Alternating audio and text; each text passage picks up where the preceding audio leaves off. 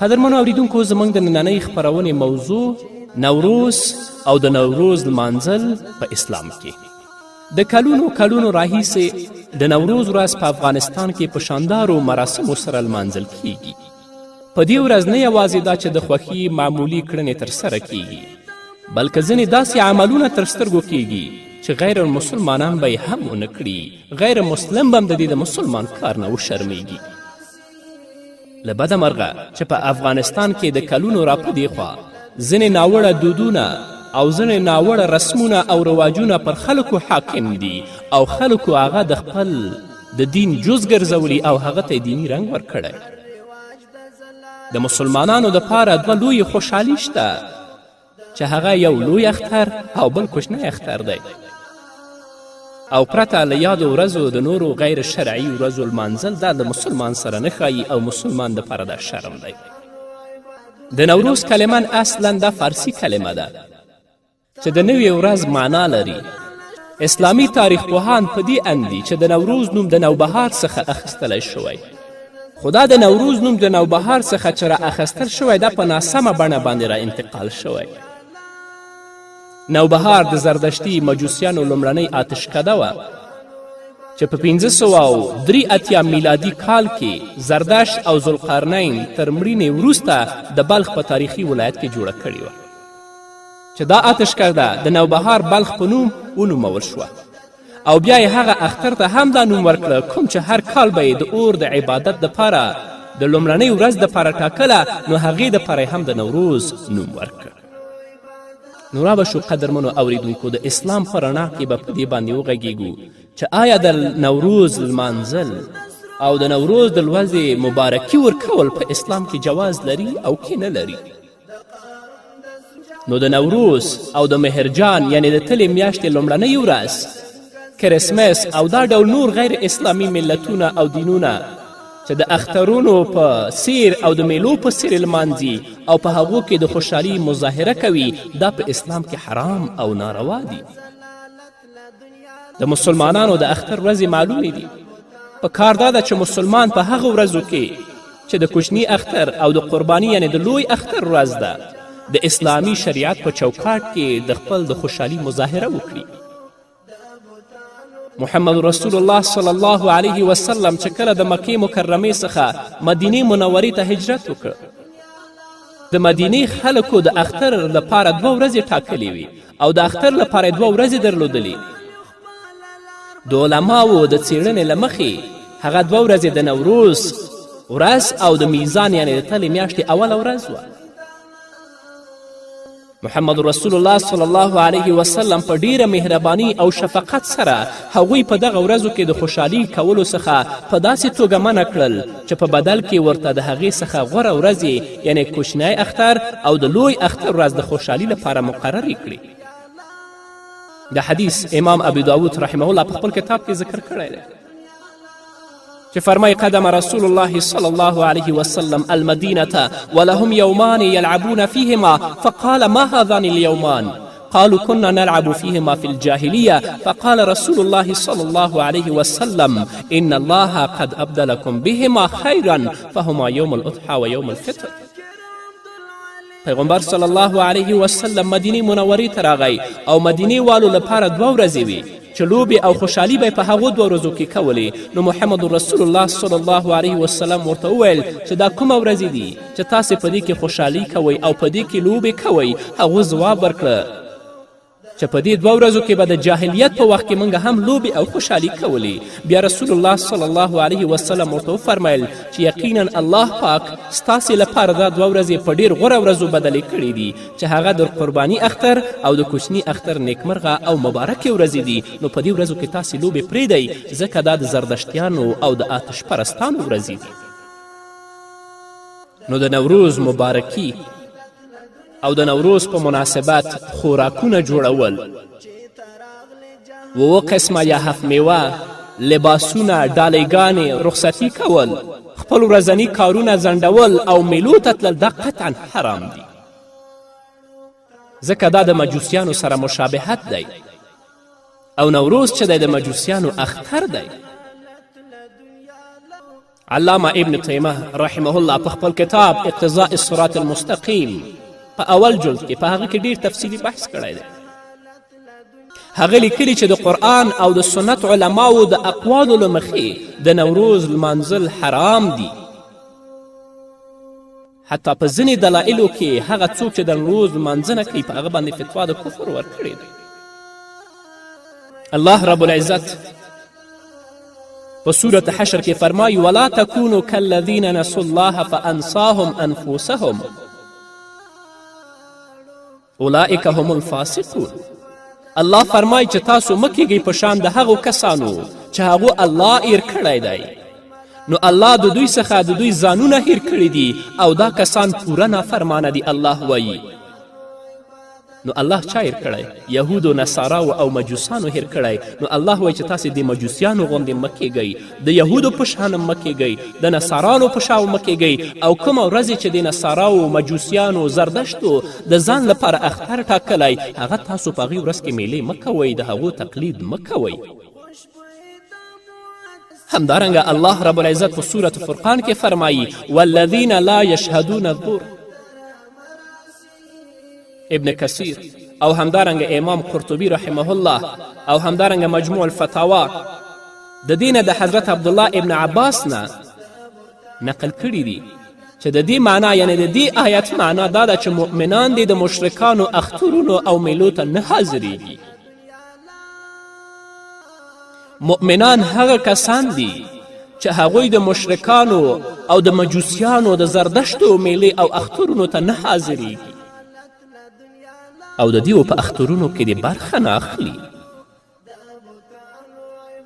نو د دې په مقابل کې که څوک د مجوسیانو په اخترو کې اشتراک کوي او د هغو سره مشابهت کوي، نو ګویا چې دا هم د مغو جملې نه دی.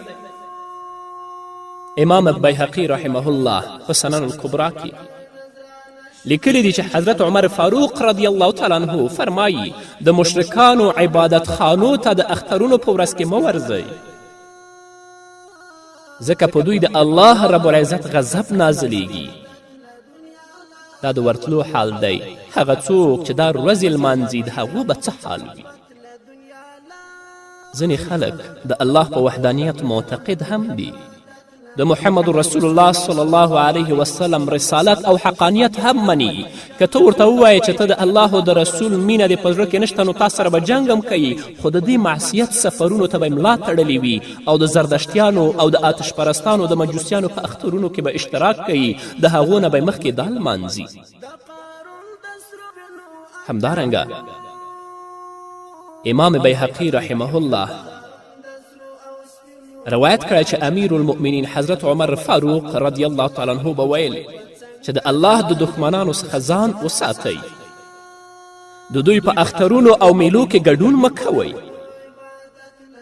او هر هغه شخص چې ژوند یې غوره کړی د مشرکانو په وطن کې او د دوی نوروز او مهرجان لمانځي او د دوی سره مشابهت کوي او په همدغه ژوند کې مړ شو، نو د قیامت په ورځ به د مشرکانو سره الله دا راپورته کوي.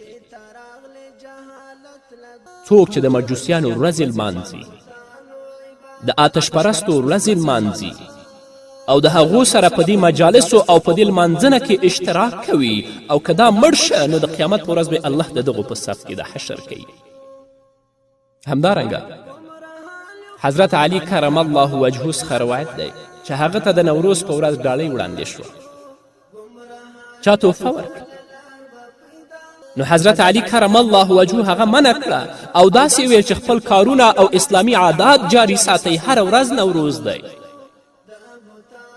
د دې حدیث راوی ابو اسامه فرمایي چې حضرت علی کرم الله وجهه د نوروز نوم هم بد وګڼلو. چا چې ورته نوروز وویلې هغه هم بد وګڼلو چې دا نوم نوی ایجاد شوی دی.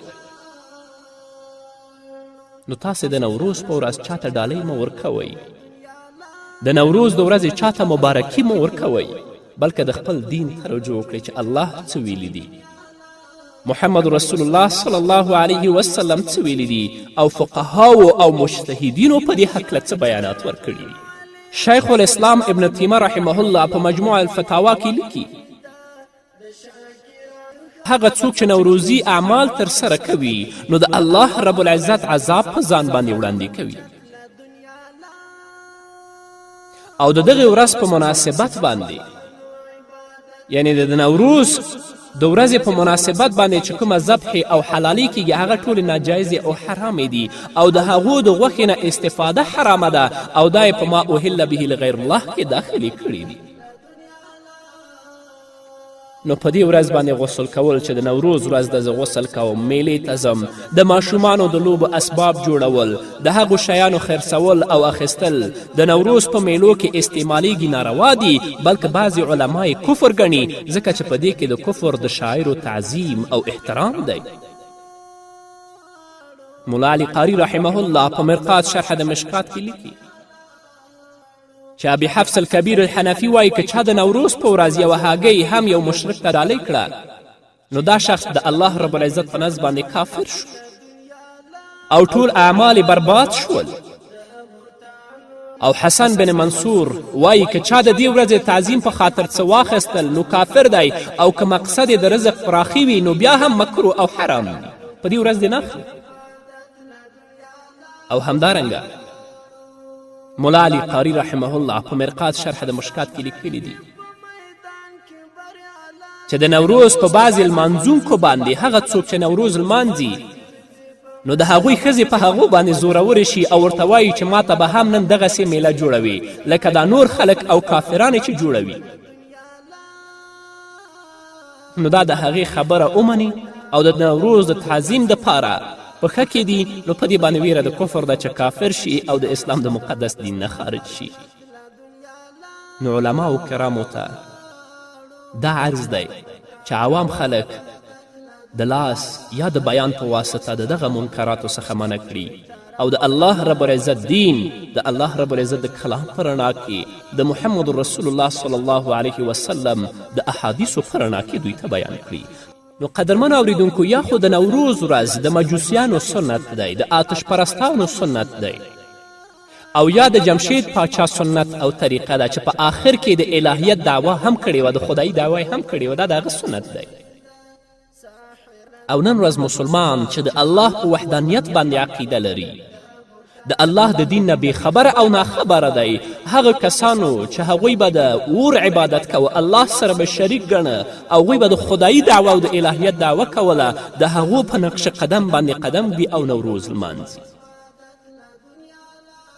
او دې ته احساس د شرم هم نه کیږي، د الله رب العزت د کلام ویرې هم په زړه کې نه پرېوځي او رسۍ یې په لاس کې او جنډه راکاږي. د څه جنډه راکاږي؟ الله ته به نه درېږې، د الله په حضور کې به الله ستانه پوښتنه نه کوي. همدارنګه په شان د نوروز کرسمس چې د عیسویانو اختر دی، نو په دې ورځو کې د خوشحالي مظاهره او د خوشحالي هلې ځلې په دې کرسمس کې هم ناروا او حرامې دي. د پیغمبر صلی الله علیه وسلم څخه په ګڼ شمېر احادیثو کې روایت دی چې د اهل کتابو، یهودو او نصاراو او دوی سره ورتوالی او مشابهت حرام دی. چې تاسو یهودو سره، نصاراو سره او همدارنګه د اهل کتابو سره مشابهت مه کوئ. په ټولو مسلمانانو کې کرسمس ډېر شهرت نه لري چې خوشحالي پکې وکړي. نو د دې له امله په هغه رد کولو سره کوم حساسیت نه ښکاره کوي، په داسې حال کې چې د نوروز په هکله خو داسې بولي چې د دې خلکو د خپل آزاد فرهنګ او کلتور یوه برخه ده او نه پوهیږي چې د پردیو څخه ورته رانقل شوې ده، لا په دې نه پوهیږي. دا د خپل د آزاد فرهنګ او کلتور یوه برخه بولي، یعنی د نوروز ورځې لمانځل دا د خپل آزاد فرهنګ او کلتور یوه برخه بولي. او حال دا چې دا غریبان په دې نه پوهیږي چې دا د پردیو څخه ورته رانقل شوي، د مجوسیانو او د آتش پرستانو څخه ورته رانقل شوې ده. د نوروز د ورځې په تجلیل کې او د دې ورځې په لمانځلو کې د مجوسیانو سره د ملا علی قاری رحمه الله په وینا بعضې د یهودو په رنګ شوي مسلمانان ډوله روافظ هم په دې خاطر شریک شول چې په نوموړې ورځ د مسلمانانو دریم خلیفه د ګران پیغمبر د وینا برابر جنتی حضرت عثمان بن عفان هم په خپل کور کې په مظلومانه ډول د یهودانو د دسیسو له امله په شهادت ورسېده. نو د خوشحالي لپاره روافظ جشن نیسي چې دا له ټولو څخه هم دردونکې ده چې په دې ورځ کې وایي خلافت حضرت علي ته پاتې. هغه روافظ یا اهل تشیع چې د یهودو په رنګ سره رنګ شوي دي د نوروز ورځ په دې خاطر لمانځي چې په دې ورځ باندې امیر المؤمنین حضرت عثمان بن عفان رضی الله تعالی عنه د محمد رسول الله صلی الله علیه وسلم دریم خلیفه په شهادت رسېدلی، نو ځکه دا ورځ لمانځي چې دا د ټولو نه ډېره دردونکې ده. خو ځینې ناپوهه مسلمانان د دې څخه بېغوره دي، په دین کې معلومات نه لري او په مستقل ډول دا د خپل کلتور او دا د خپل فرهنګ بولي. ما مخکې تاسو ته هم ویلي که د دې ورځې د تعظیم په خاطر او د کافرانو سره ورتوالي په لحاظ څوک دا کار وکړي، بیا خو ورته علماو د همغو په شان کافر وایي. او په مستقل ډول که څوک د کفارو سره مشابهت هم نه کوي، که په مستقل ډول هم په دې ورځ څوک خوشحالي کوي، هغو ته هم علماو ناروا ویلي دي.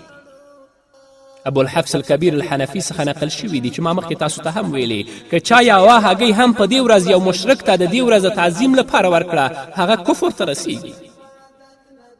د دې ورځو د اختر نیولو په هکله د اهل سنت والجماعت علماو څخه بلکل اختلاف نه دی نقل شوی او ټول علما دا کار حرام ګڼي.